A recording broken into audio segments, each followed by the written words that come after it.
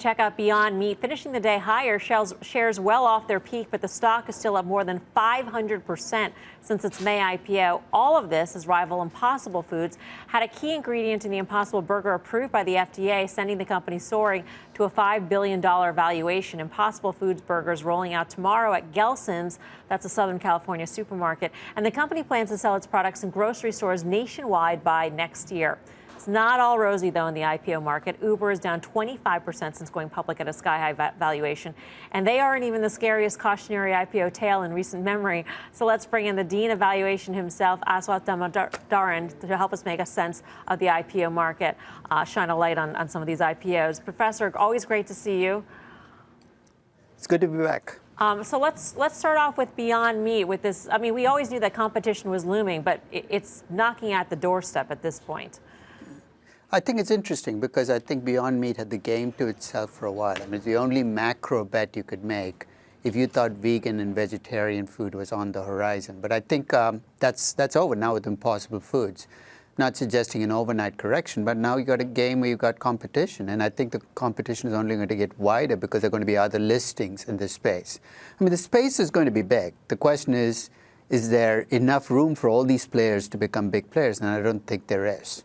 And it may be early to try and think of a valuation for Impossible, but in terms of, I mean, if you think that the Beyond Meat valuation has to come down, then the Impossible valuation can never be as high as any point in Beyond's history? It's never too early to start a valuation. I mean, you're going to be wrong and horribly wrong when you start early, but you got to start early on these companies and learn as you go along. So I think that I would be inclined to believe that these companies are going to converge in value sooner rather than later, simply because when I look at them from the outside, I don't see why one company should be worth 3, 4, 5 times the other. So I think there's a convergence coming, and then the question is, when more players enter in, is the pie going to get big enough for all these players to stay big? And that's going to be the big question. Let's move on to Uber, because that seems like it's the poster child for a quote-unquote failed IPO, and that it's below its IPO price. At what point does this look attractive to you? You know what, Uber and Lyft at the prices they're at, I think I mean, if I were going to jump into this market, I would pick Lyft over Uber still. Simply because Uber's ambitions scare me. I think that when you're too ambitious, you're going to spend too much. So if I were making a ride-sharing bet, I'd make it Lyft over Uber. But I think Uber at its existing price is not badly priced. I valued it at about $30 per share at the time of its IPO. And it's, you know, it's very quickly adjusted down towards that level. But I just think Lyft is a better buy. So in terms of thinking about Lyft's valuation, I mean, do you impute that part of the valuation into Uber for its U.S. business, or does Lyft have a much better valuation in the U.S. just because that's its only market and it's focused on the U.S. market? Yeah, it's not just that it's got a better valuation. Even if you gave Uber and Lyft the same market share of the U.S. market, Lyft is just a better buy because you're getting it at a better market cap relative to that valuation. Uber, you're paying for their global ambitions in car service, as well as Uber Freight and all the rest of the bets that Uber is trying to make. And I don't think you want to spread yourself too thin in this business right now. They have enough stuff on their plate with car service that going out and looking for more trouble doesn't seem like a great strategy for me. I want to move on to some of the IPOs in the pipeline. Peloton, I'm not really sure what to compare this to. Are there comparables? What do you use? I think, you know, if it breaks through in this space, it's going to recreate. The fitness space right now is splintered. I mean, you don't have very many players with more than $2 to $3 billion in revenues. So for Peloton to be worth $8 billion in market cap or $10 billion at the 26 to 29 offering price, it's closer to 10 than $8 billion because of the options outstanding.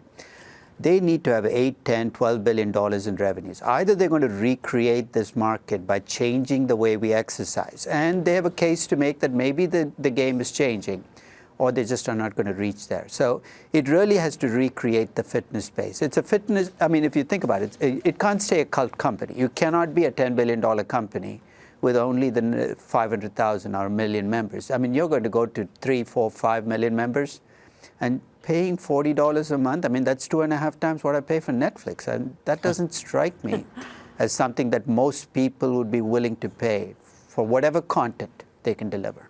Hey, Aswath, it's Tim. It sounds like, so, here's one you could be constructive on relative to what's already out there. You're certainly very negative on a couple of the ones we've spoken about. Talk about the overall environment for the IPOs that are coming, because it sounds to you like there isn't necessarily a pipeline of glory or necessarily despair. The cost of capital is almost free. Are we going to continue to see this pipeline roll out, and is there any challenges to that? I think the real challenge is I think VCs have encouraged companies that scale up with terrible business models and horrible corporate governance, and they've given them higher and higher pricing. If there's nothing good that comes out of the WeWork offering, maybe the only thing we'll get is perhaps VCs look at the business models they're pushing on companies.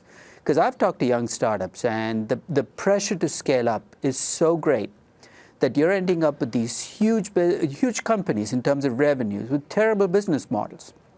And I think, I hope to see, when I see an Airbnb, perhaps a greater sense of realism about how to make money off these revenues. And that's what I'm hoping the WeWork messages to young companies coming public. All right. Aswath, thank you so much. Great to see you. Thank you. The Dean of Valuation joining us from San Diego. So the silver lining for WeWork is maybe a more rational IPO market? Yeah, it's interesting. So you got the news today that Airbnb is planning on going public next year. And what's interesting, that is like a company that's massively disruptive. They just said that they're going to do $1 billion, or they did $1 billion in sales in Q2. So, again, we won't know what valuation is when it comes. It seems like that one is a very rational process. It's a business that is really, disintermediating a lot of processes in the hospitality. Have any lawsuits, though? I like the idea of Airbnb, but think about how many lawsuits that we've already seen with cities and municipalities over how their business model is going to extend any further. What's legal and what's not legal? That's the only thing that would hold me back from there. The regulatory overhang.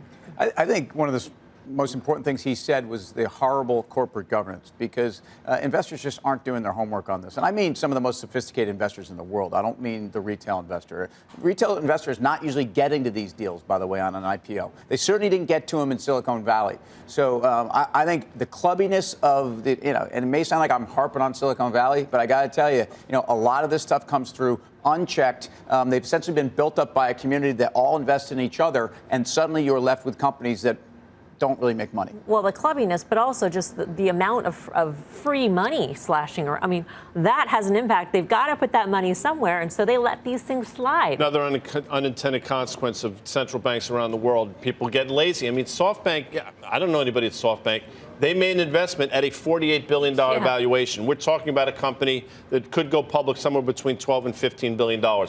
Somebody, and I don't want people to lose their job, I mean, that's a bad trade in trader parlance. But in all the things that for he supposedly inside tech money. Yeah, but tech guys, wait, hold on. Where's this money supposed to go, though? Where's it coming from? Hold on. It's coming from sovereign wealth funds. It's coming from pension funds. It's coming from big mutual funds. They don't want to put it in your MAGA. They don't want to put it. They're trying to diversify. They're trying to get a better return. So, they're taking a 7 to 10 year That's what Guy's talking about. What I'm saying is central banks. This is pushing. This is basically financial Greenspan again, Guy. Just blame Greenspan. We don't have a long enough show. But I will. And I'll say biggest villain of the 21st century. Say it again. Well, put it on. Roll the tape. He looks like a nice man to me. Well, I'm sure he's lovely.